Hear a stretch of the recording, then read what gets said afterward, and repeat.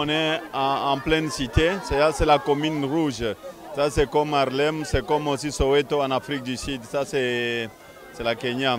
Nous sommes venus visiter un chantier parce qu'on a plusieurs chantiers dans la province du Katanga.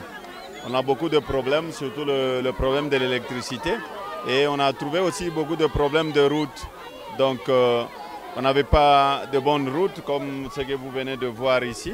Aujourd'hui, heureusement, nous avions commencé à asphalter à la cité, surtout là où il y a la population qui n'a pas beaucoup de moyens. Et ici, c'est la Kenya. Bon, je suis venu avec vous. Vous aviez vu vous-même, tout le monde nous entoure ici parce qu'ils sont très contents. Il y a au moins une route qu'on est en train de réhabiliter. Mais on a déjà réhabilité plusieurs routes à la Kenya. Je crois qu'il nous reste ces 2 avenues. Et qu'est-ce que ça vous fait quand vous entendez tous ces jeunes enfants crier votre nom? C'est encourageant, ça c'est l'espoir de ces enfants.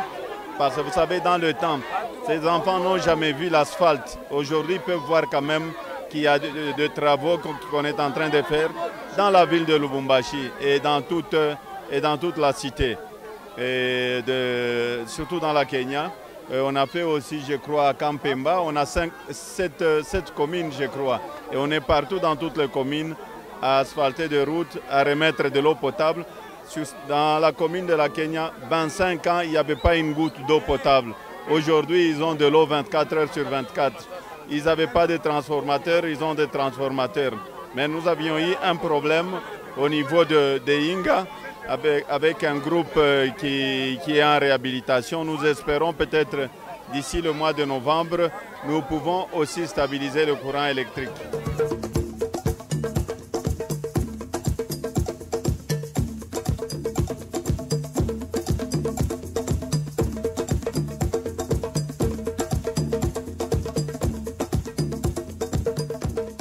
Oui, ça, ici, c'est le stade de Mazembe que nous sommes en train de construire.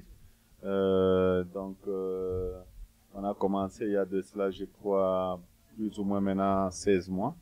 Donc, c'est pour notre équipe de football. Non, vous savez, l'équipe, c'est toute ma vie. Hein? Donc, il y a des gens qui aiment les femmes, il y a des gens qui aiment de belles voitures, il y a des gens qui aiment l'alcool, il y a des gens qui aiment aussi la cigarette, il y a aussi des gens qui aiment la musique.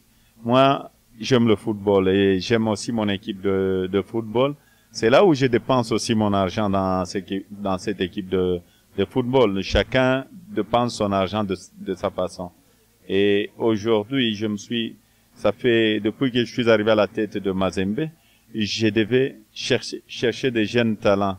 Et on a cherché des jeunes talents qui ont joué ensemble pendant 10 ans. On a pris ces joueurs à l'âge de 14 ans, d'autres à l'âge de 13 ans, dans nos équipes juniors. Et nous avons créé une école de foot. Hier, vous aviez vu le match de V Club. Je crois, si vous êtes allé au stade. V Club, c'est une grande équipe de la République démocratique du Congo. Les joueurs qui viennent de notre école de foot, de notre pépinière, ont bâti l'équipe de V Club par 2-0. Ils ont battu aussi les Daring Motema Pembe par 1-0. Donc, il y a beaucoup d'évolution dans les sports au niveau de la province. Et je dirais le sport évolue.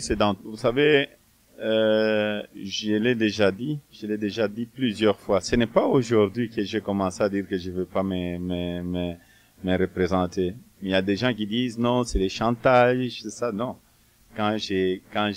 Je puis dire ce que j'ai dit, que je n'allais pas me représenter. Donc, j'ai beaucoup réfléchi. Donc, il faut laisser la chance aussi aux autres de de continuer avec le travail que nous sommes en train de faire. Vous savez, la politique, c'est la continuité. Et il y a beaucoup d'intoxication aussi que j'ai quitté mon parti politique. Je n'ai pas quitté mon parti politique. Ce n'est pas parce que on prend la retraite, on quitte la politique, qu'on quitte son parti politique. Je reste dans mon parti politique, mais je donne aussi la chance aux autres d'évoluer en tant que gouverneur. Vous êtes avec moi ici sur un terrain de football. D'abord, pour moi, c'est le foot. Et aussi, rentrer dans les affaires de la famille. Vous savez pourquoi le Congo n'a pas évolué?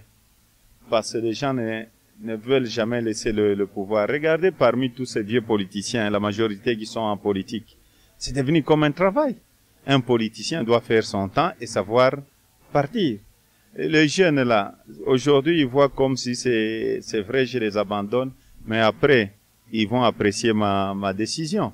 Parce que nous devons savoir partir quand il faut partir, et nous devons aussi aider la jeunesse aussi à étudier pour qu'un jour ils puissent remplacer les autres gouverneurs, que ces jeunes aujourd'hui le lendemain deviennent aussi des autorités dans notre pays. Et il y a aussi beaucoup de gens dans la diaspora qui ont beaucoup étudié, qui sont en Europe, qui sont un peu partout dans le monde entier, mais qui n'ont pas du travail. Mais nous les attendons aussi, qui viennent ici. Il y a ici, on a reçu quand même beaucoup de personnes qui sont venues de la diaspora, qui travaillent avec nous et qui travaillent aussi dans beaucoup de sociétés minières de la place et d'autres sociétés. Et quand je leur pose la question, ils me disent toujours, j'étais en train de perdre mon temps en Europe ou en Belgique pour avoir du travail, c'était très très difficile. Vous savez, la reconstruction d'un pays, tout le monde doit faire quelque chose pour la reconstruction.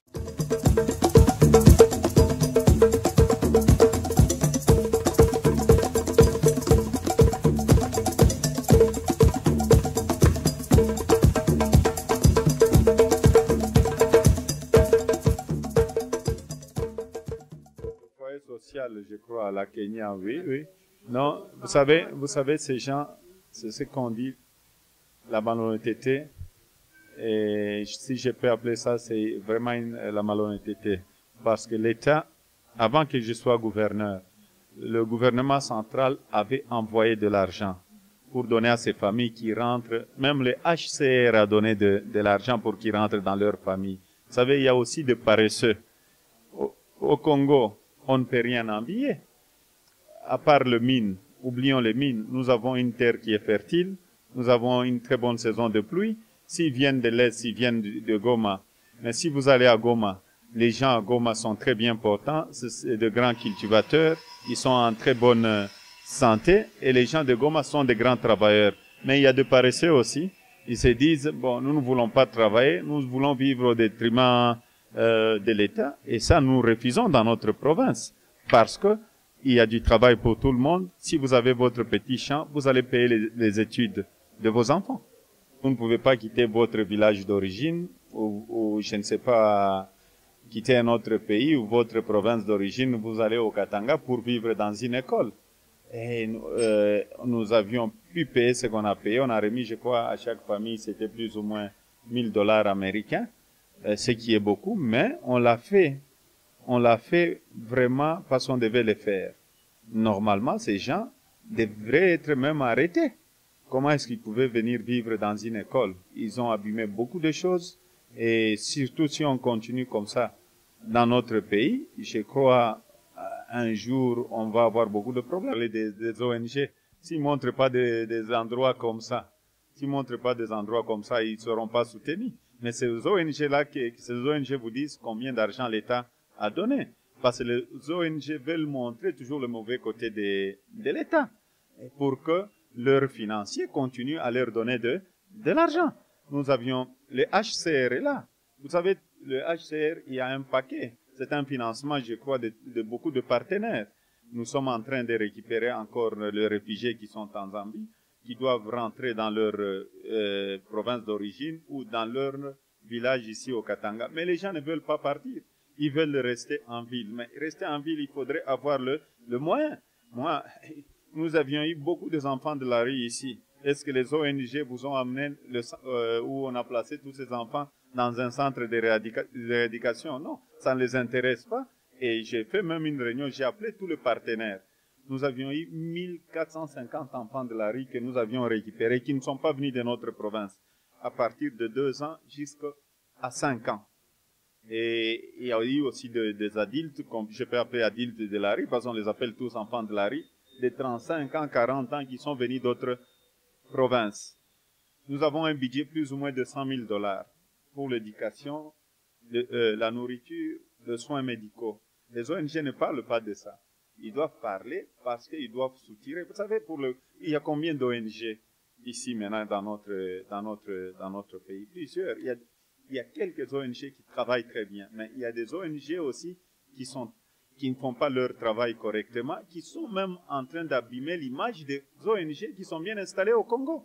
Moi, je crois, leurs bailleurs de fonds doivent venir un jour ici, leurs partenaires, et voir qui fait quoi, où va l'argent qu'ils envoient. C'est facile, hein? Dans mon bureau, chaque jour, je reçois des dossiers d'ouverture des ONG, plus ou moins 200 par jour. Donc, si je devais tout signer tous les jours, chaque mois, j'allais avoir 6 000 ONG par mois. Rien que dans le Katanga, c'est un business comme les autres business. Mais quelque part, c'est malhonnête. Il y a des ONG vraiment, je ne m'attaque pas aux ONG, il y a des ONG qui nous aident, des ONG sérieuses qui sont dans la province. Et c'est à vous, en tant que journaliste, parce que là où vous ont envoyé dans le foyer social, ces gens ne veulent pas quitter. Mais comme nous sommes en train de tout réhabiliter les écoles, nous allons le faire partir au 30 juin parce que ces gens n'ont pas de raison. Nous avions donné de l'argent et ils sont restés là-bas parce qu'ils ne vont pas payer les loyers. Ils sont en train d'avoir des enfants, mais mes enfants à moi, je paye leurs études. Vos enfants, vous payez leurs études. Donc, c'est la responsabilité aussi de parents aussi. Il ne faudrait pas qu'on encourage, parce qu'au Congo, on veut toujours montrer ce qui ne marche pas. Et ça, c'est un foyer social. Nous avons acheté tout le matériel. Et nous avons aussi les devis pour réhabiliter cette école-là. Et nous avons de l'argent en place. Et nous avions donné de l'argent. Même le gouvernement central avait donné de l'argent. Vous croyez que nous, on va laisser ces gens-là et au détriment de nos enfants? Non. On doit avoir une politique de régularisation. Vous savez, il y a des gens qui disent, moi, j'ai participé à plusieurs cérémonies où on invite des étrangers, on montre les enfants congolais en train de pleurer. Et après, à la fin, vous demandez aux enfants congolais pourquoi vous étiez en train de pleurer. Ils disent non, on nous a dit de pleurer parce qu'on va nous envoyer des subsides. Soyons quand même sérieux. Parce qu'on a tout dans notre province. On a tout dans le pays. C'est vrai, les ONG sont là pour nous aider à reconstruire. Le jour que ces partenaires ne vont plus donner de fonds, que vont devenir ces ONG-là? Que vont devenir ces enfants-là? Parce qu'il y a beaucoup de malhonnêtes maintenant qui vivent au détriment de la population. Il y a des ONG sérieuses qui investissent dans la population. Elles existent dans ma province. Mais il y a aussi ceux qui sont là, leurs choses. C'est vrai que j'ai eu des problèmes pour enlever les enfants de la rue, pour les remettre dans un centre de rééducation. Ils ont écrit plusieurs fois, ils ont dit voilà, on emmène les enfants en prison, même en Europe. Le centre de rééducation existe. Ces gens que vous êtes allés visiter, est-ce que c'est des handicapés? Non. On comprendrait si c'était l'hospice des vieillards. Passez à l'hospice des vieillards à Kamalondo, ils sont nourris du 1er au 30. Passez là où il y a les hospices des vieillards, et vous allez voir qu'on a fait quand même beaucoup de progrès. Aujourd'hui, le business chez nous, c'est les orphelinats et aussi vendre aussi l'image du pays. Les gens ils ne savent pas qu'ils sont en train eux-mêmes de détruire leur propre pays.